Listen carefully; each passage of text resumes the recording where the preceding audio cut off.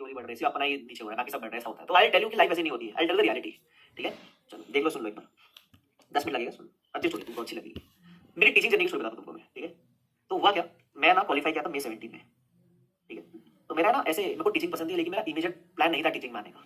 मेरा प्लान था कि मैं जॉब वगैरह करूँ, तो मेरे को ऐसा था कि मैं CFA कर लेता हूँ।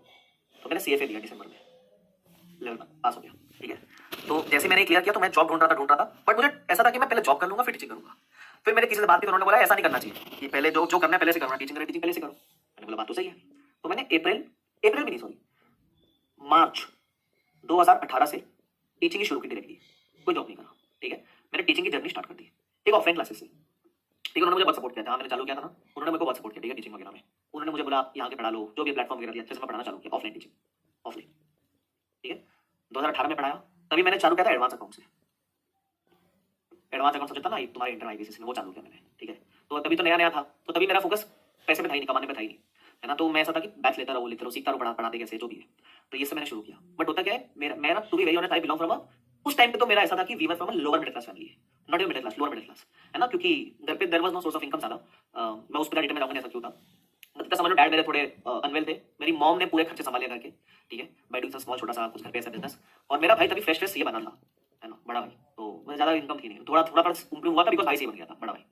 तो वैसा तो कमाना इंपॉर्टेंट था घर के लिए, बट क्योंकि भाई से बन गया था तो मेरे पास लेवरेज थी थोड़ी सी, 1-2 साल का मेरे पास रनवे था कि चलो मैं कुछ कर सकता हूँ खुद का। तो मैंने शुरू किया, 1 साल हुआ, बैचेस वगैरह लिए मैंने, लेकिन इनकम नहीं हो रही थी। मैं आपको बता रहा हूँ, टू बी वेरी ऑनेस्ट, आप समझ लो 2018 से 19 जो फाइनेंशियल ईयर है, मेरी पर एनम की इनकम, पता नहीं तुम बिलीव नहीं करोगे शायद, पर एनम की इनकम और 90,000 रुपीज पर एनम।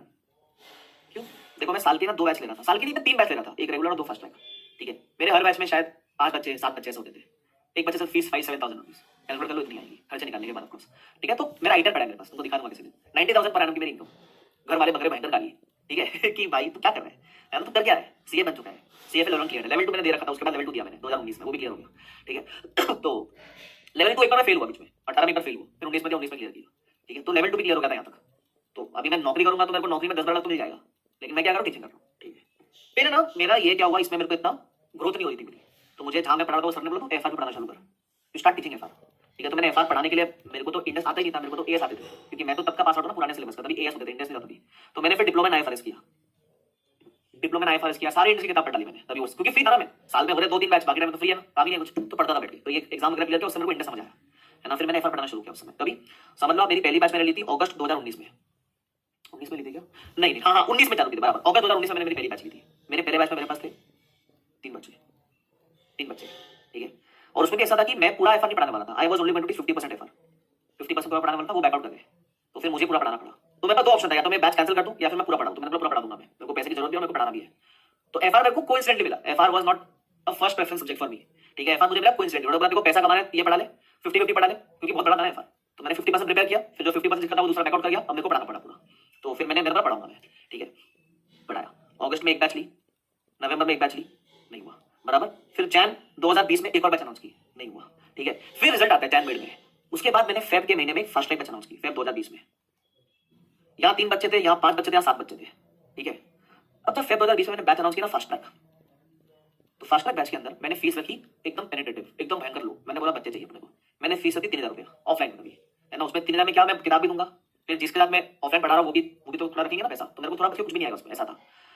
तो 3,000 में बैच अनाउंस कर दी मैंने। ठीक है, इसमें कितने बच्चे हैं, इसमें 30 एडमिशन हो गए, 30 स्टूडेंट्स। मैंने बोला मजा आ गया, मैंने बोला मजा आ गया। ठीक है, ये हुआ ना मजा। ठीक है, पैसे ज्यादा नहीं बना थे, लेकिन बच्चे आ गए ना मेरे पास। मैं इतने साल से मेहनत कर रहा हूँ, 2018 से चालू कर रहा हूँ भाई, 2 साल हो गया, आ ही नहीं रहा कोई। तो पहली बार डबल डिजिट में बच्चे गए मेरे बैच में। ठीक है, मैं बोला मजा आ गया।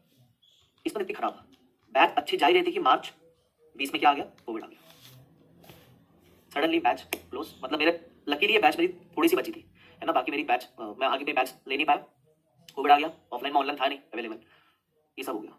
ठीक है, तो बोला अब क्या करें, तो पता नहीं था कोविड कब तक चलेगा, तो 1 महीना रुका, 2 महीना रुका, 3 महीना रुका। ठीक है, कुछ नहीं हुआ है। अब 3 महीने के बाद जो मेरी वाइफ है, जो मेरी अभी वाइफ है, वो मेरी गर्लफ्रेंड थी, उसके डैड को कैंसर डिटेक्ट हो गया। ठीक है, तो उनका लाइफ एक्सपेक्टेंसी दे दिया कि he will live only for 6 months या 1 ईयर।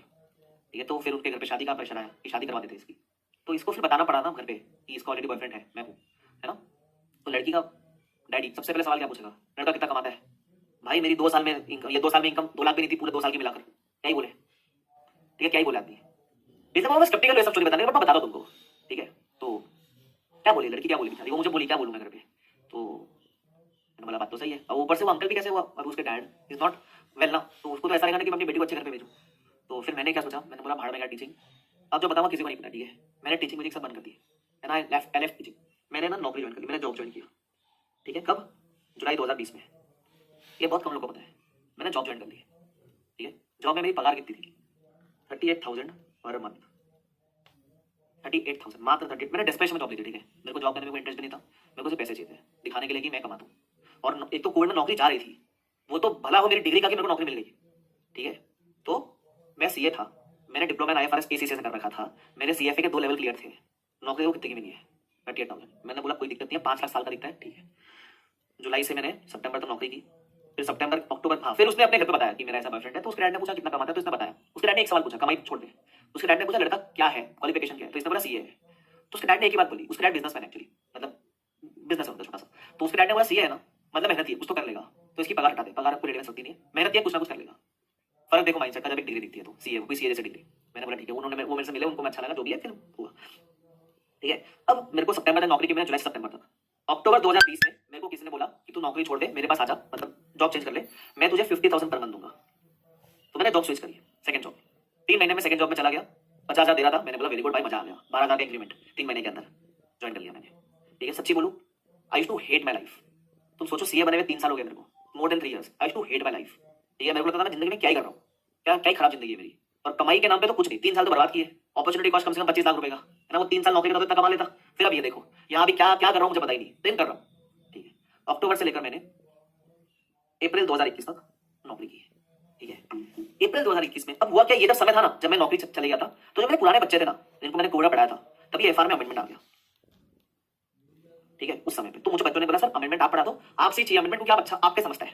देखो पढ़ाता मैं पहले भी वैसा ही था, पढ़ाता जैसा मैं भी वैसे ही पढ़ाता था पहले। तो वो बोले सर एफआर के अमेंडमेंट आप दे दो सर। तो मैंने बोला ठीक है। तो मैंने जब मैं जॉब कर रहा था तो मैंने सिर्फ एक काम अच्छा किया, मैंने एफआर के अमेंडमेंट रिकॉर्ड करके यूट्यूब पे डाल दिए, ठीक है। अब ये जो अमेंडमेंट है, ये देखे एक इंस्टीट्यूट है, उसका नाम मैं भी लूंगा नहीं, तुम समझ गए ना कहाँ, ठीक है। नॉट बीबी बट उसके पहले जहाँ मैं था, नहीं तो कभी गूगल यूट्यूब पे देखना मालूम पड़ेगा कहाँ था मैं।